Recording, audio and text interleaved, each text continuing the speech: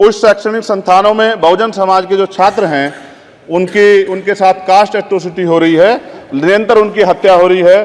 साथ साथ जो सरकारी कर्मचारी हैं दफ्तरों में उनके साथ भी, जो SC ST OBC और मुस्लिम और अन्य धार्मिक अल्पसंख्यक उनके साथ भी भाजपा ने चुनावी लाभ के लिए सबका साथ सबका विकास के नारे दिए जो खोखले हैं, क्योंकि 10 साल में दलित, पिछड़े, आदिवासी, मुस्लिम और अन्य धार्मिक अल्पसंख्यक जो अत्याचार हुए हैं वो किससे छिपे हुए नहीं है। ये गलत है, ये बंद होना चाहिए। चीन हमें आंख दिखा रहा है और लगातार हमारे देश की सीमाओं में घुसपैठ कर रहा है, इसलिए अग्निवीर योजना को हटाकर पुनः सेना भर्ती शुरू की जाए और साथ साथ भारत की सबसे प्राचीन व बहादुर रेजिमेंट में से एक चमार रेजिमेंट को पुनः बहाल करा जाए। समाप्त करें चंद्रशेखर। माननीय सभापति जी, मैं पहली बार बोल रहा हूं, आप कहेंगे मैं बैठ जाऊंगा, मैं आपकी बात, मैं संवैधानिक मर्यादा का पालन करूंगा, मगर हम तो माननीय सभापति जी सुन ही रहे हैं। आप बोलिए। जितना देश दूसरों का ऐसा इतना हमारा भी है।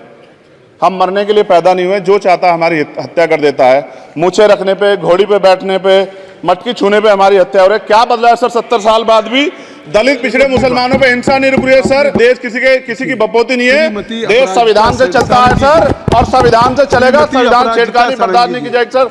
अध्यक्ष महोदय, माननीय सभापति जी, 14 अगस्त 1947 को ये देश अंग्रेजों के अधीन था। 15 अगस्त 1947 को हम लोग आज़ाद हुए। 16 अगस्त 1947 को देश आज़ादी में था, लेकिन धन धरती राजपाट में बंटवारा नहीं हुआ। जो साधन संसाधन थे उनमें बंटवारा सही रूप से न होने के कारण एक बहुत बड़ी आबादी सुविधाओं से वंचित और सम्मान से वंचित रह गई। उनको सम्मान देने के लिए और अंतिम व्यक्ति तक सुविधाएं पहुंचे, इसके लिए लोकतंत्र की व्यवस्था हुई। लेकिन आज़ादी के 70 साल बाद भी हम कहाँ खड़े हैं, इस पर ये चिंता का विषय है। मैं मानता हूं कि सामाजिक न्याय तभी होगा माननीय सभापति जी, जब जातीय जनगणना पूरी होगी और जातीय जनगणना कराई जाएगी और साथ साथ संख्या के आधार पर आरक्षण जो है वंचित वर्गों का बढ़ाया जाएगा। उसके साथ साथ जब राष्ट्रपति जी अभिभाषण पे बात रख रही थी तो उन्होंने शहरी और ग्रामीण क्षेत्रों के विकास की बात कही और ये भी कहा कि दुनिया में सबसे उत्तम शहर हमारे यहाँ बने। लेकिन माननीय सभापति जी, 70% आबादी तो गांव में निवास करती है, तो गांव की आबादी के बारे में भी सोचना होगा कि उनका जीवन कैसे बदले। माननीय सभापति जी, उच्च शैक्षणिक संस्थानों में बहुजन समाज के जो छात्र हैं उनके साथ कास्ट एट्रोसिटी हो रही है, निरंतर उनकी हत्या हो रही है। साथ साथ जो सरकारी कर्मचारी हैं दफ्तरों में उनके साथ भी, जो SC ST OBC और मुस्लिम और अन्य धार्मिक अल्पसंख्यक उनके साथ भी माननीय सभापति जी जातिगत और धार्मिक जो है शोषण किया जा रहा है। इसलिए मेरी मांग भी है कि पुरानी पेंशन को भी अध्यक्ष जी बहाल किया जाए। जो कर्मचारी देश की सेवा में लगे हैं उनका भी सम्मान होना चाहिए। साथ साथ सभापति जी, भाजपा ने चुनावी लाभ के लिए सबका साथ सबका विकास के नारे दिए जो खोखले हैं, क्योंकि 10 साल में दलित, पिछड़े, आदिवासी, मुस्लिम और अन्य धार्मिक अल्पसंख्यक जो अत्याचार हुए हैं वो किससे छिपे हुए नहीं है। ये गलत है, ये बंद होना चाहिए।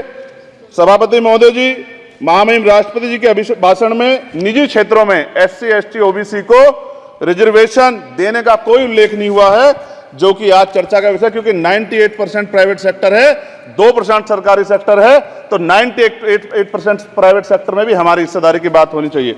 माननीय सभापति जी, आशा कार्यकर्ताओं, आंगनबाड़ी वर्करों, भोजन माताओं के वेतन वृद्धि पे भी कोई उल्लेख नहीं हुआ है, वो भी अभी नंगे, उन पर भी सोचना पड़ेगा। माननीय सभापति जी, जिस क्षेत्र से मैं चुन के आऊं नगीना से, वो बहुत पिछड़ा क्षेत्र है, उस क्षेत्र में कोई विशेष आर्थिक पैकेज नहीं दिया गया, रोजगार की सेवाएं नहीं है, नौजवान पलायन करता है। IIT, IIM, एम्स, केंद्रीय विद्यालय आदि शिक्षा में और चिकित्सा संस्थानों की स्थापना होनी चाहिए, जो कि नहीं है। और माननीय सभापति जी, मानसून सत्र आ गया है, मेरा क्षेत्र बाढ़ से बहुत प्रभावित है, इसलिए मैं आपसे आग्रह करूंगा कि वहां के लोगों को बाढ़ से निजात दिलाई जाए। माननीय सभापति जी, चीन हमें आंख दिखा रहा है और लगातार हमारे देश की सीमाओं में घुसपैठ कर रहा है, इसलिए अग्निवीर योजना को हटाकर पुनः सेना भर्ती शुरू की जाए और साथ साथ भारत की सबसे प्राचीन व बहादुर रेजिमेंट में से एक चमार रेजिमेंट को पुनः बहाल करा जाए, ऐसा भी मेरा आपसे आग्रह है। माननीय सभापति जी, पिछले सारे प्रधानमंत्रियों ने मिलकर जितना कर्ज लिया है उससे दुगना कर्ज हमारे वर्तमान के प्रधानमंत्री जी ने लिया है। किसान अगर अपना कर्ज माफ कराने के लिए जाता है तो लाठी झेलनी पड़ती है, जबकि सरकार ने धन्ना सेठों का 15 लाख करोड़ रुपया माफ किया है। इस ओर हमें ध्यान देना पड़ेगा, हमारी आने वाली पीढ़ियों को ये कर्ज चुकाना पड़ेगा। माननीय सभापति महोदय जी, किसानों को MSP की लीगल गारंटी तथा किसानों का कर्ज माफ होना चाहिए। साथ साथ 2 अप्रैल 2018 को SC/ST के बच्चों पे बहुत बड़े पैमाने पे मुकदमे लगे थे। वो हमारी लड़ाई सही थी, ये सुप्रीम कोर्ट ने माना और बाद में सरकार ने माना। वो मुकदमे तुरंत वापस होने चाहिए। माननीय सभापति जी, प्रेस जो है उस पर भी शिकंजा कसा जा रहा है। जो पत्रकार सरकार के खिलाफ बोलता है, नौकरी से हाथ धोना पड़ता है। और सोशल मीडिया हमारा हथियार है, उस पर तरह तरह के प्रतिबंध लगाए जा रहे हैं और विरोध करने वालों को सोशल मीडिया हैंडल भी सस्पेंड करा दिए जा रहे हैं। साथ साथ सभापति जी, पेपर लीक और परीक्षाओं के कैंसिल होने से देश के नौजवानों का भविष्य खतरे में है। नीट, यूपी सिपाही भर्ती सभापति जी और 69,000 शिक्षक भर्ती में आरक्षण घोटाला हुआ है। कोई पूछने वाला नहीं, खून के आंसू रो रहे हैं बच्चे, बेरोजगारी का दंश युवा झेल रहे हैं। इसलिए मेरा आग्रह है कि युवाओं के लिए कृपया समाप्त करें चंद्रशेखर। माननीय सभापति जी, मैं पहली बार बोल रहा हूं, आप कहेंगे मैं बैठ जाऊंगा, मैं आपकी बात, मैं संवैधानिक मर्यादा का पालन करूंगा, मगर हम तो माननीय सभापति जी सुन ही रहे हैं। आप बोलिए, 1 मिनट। धन्यवाद, धन्यवाद। 1 मिनट और बोलिए। अध्यक्ष सभापति जी, नारी सम्मान की बात करने वाली सरकार, हमने मणिपुर देखा सर, हमने पहलवान बेटियों का हर्ष देखा सर, और हमने सर हाथरस की बेटी का हर्ष देखा सर, और हाथरस के परिवार को जो वादा किया था सरकार ने वो भी पूरा नहीं किया। और महिलाओं में भी, स्पेशली दलित, पिछड़े और मुस्लिम वर्ग की, आदिवासी वर्ग की महिलाओं के साथ आज भी NCRB का डाटा कहता है सर जो जुल्म हो रहा है वो सहनीय नहीं है सर। साथ साथ कोविड में तैरती, हमने कोविड में बहुत सुना सर, कोविड में तैरती लाशें भी गंगा में हमने देखी है सर, और मजदूरों का हाल भी हमने देखा है। सभापति जी, बस सब समाप्त कर रहा हूं। नोटबंदी पे छोटे मजले उद्योग की जो कमर टूटी वो भी हमने देखी है। सभापति जी, शैक्षणिक संस्थानों, विश्वविद्यालयों में, चिकित्सा संस्थानों में OBC ST के योग्य अभ्यर्थी को NFS करके जिस तरह निकाला जा रहा है, लेटरल एंट्री करके जिस तरह हमारे रास्ते बंद किए जा रहे, ये भी हम देख रहे हैं सभापति जी।